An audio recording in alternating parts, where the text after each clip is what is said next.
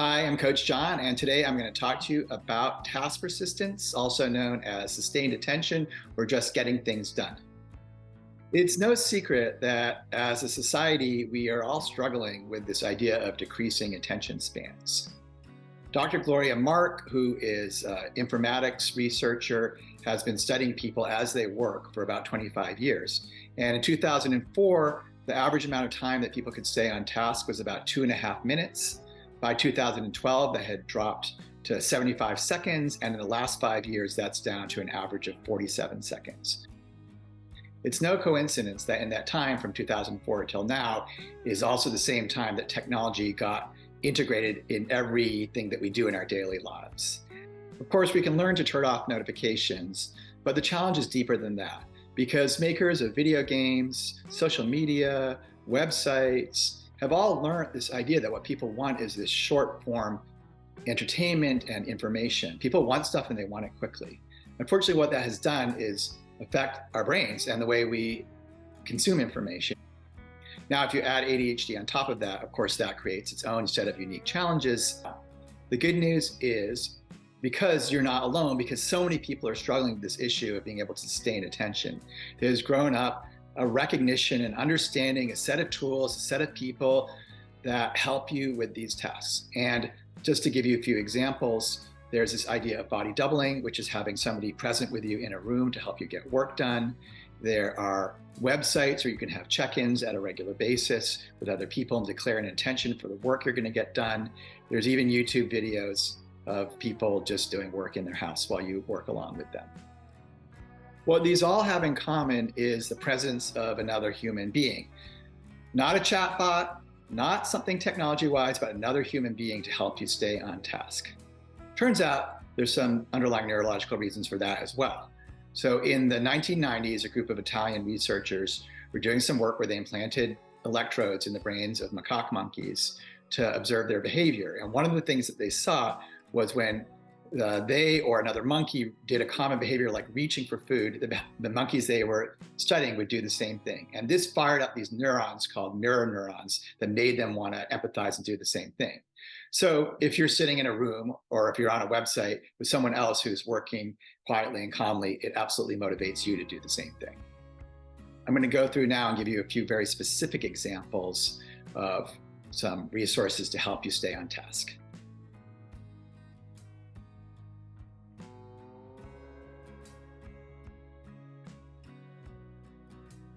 If you're a high school or college student, you have the great advantage that everybody else needs to get their work done too. So something that people have done for time immemorial is to go to the library or go to a workspace or to their rooms with a friend and set a time limit and just study together while not actually talking with each other. Of course, choosing the right buddy is really important because, of course, there's always a temptation to sit there and chat instead of getting your work done. Now, how about if you are working in an office? Well, office certainly provides some structure to the workday. During the pandemic, when all of a sudden everybody lost their office structure, we had a lot of clients at our ADHD center who called up and said, I really have done almost no work in the last month, and I'm worried my boss is going to find out and I'm going to get fired.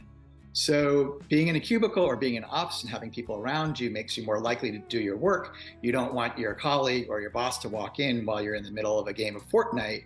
But nonetheless, being in the office can create its own issues too, because we're social human beings and in office people tend to chat. And so this idea of hybrid work is really growing up and getting stronger and stronger. As somebody who has supervised large staffs, I'm a great believer in hybrid work. And when people come to me and said to me, hey, John, I really need to work at home today because I have this project and I can't have the distractions of the office, I always support that. How about if you're working at home? Well, if you're lucky and you're working at home, you might have another person who's also working at home, like your partner, and you might set work times, check in on each other to make sure that you're actually getting your work done. But if you're working alone, then there actually is still a lot of help, and a lot of that does come in the form of technology. So there are plenty of services that have grown up in which you can go online and you can do a check-in, declare your intentions, and here, let me show you one of them. Cave is a group focus session facilitated over Zoom. Cave dwellers log on, put their phone out of sight, turn off notifications, plan their work sprints. and keep their camera on for accountability. There are even YouTube videos where people just sit and work with timers or sit and do their housework, and you can do that along with them as well. Those are not live, so they may not be as effective, but they're worth a try. Let me show you one of those as well.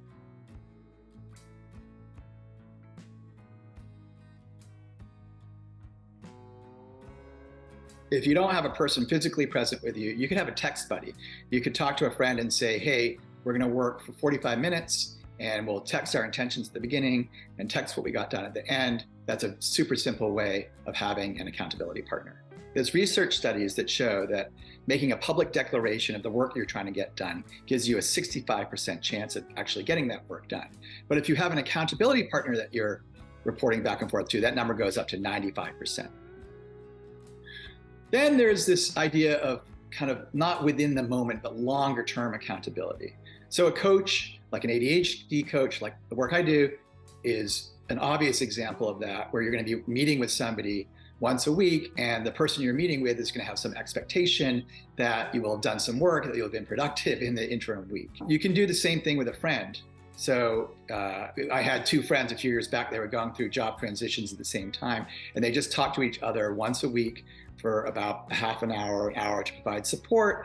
And they didn't want to meet with each other without having done any work on their job search. To summarize, don't feel any guilt or shame if you have a hard time getting your tasks done. This is an issue for everybody. It's an issue for our society as a whole. But do reach out and get some help. Find a coach, find an accountability partner, find a web tool, find a YouTube video, whatever it takes in order to provide some assistance to get your work done. I'm Coach John. I provide practical and actionable help for people with ADHD and other executive function challenges. Have a great and accountable day.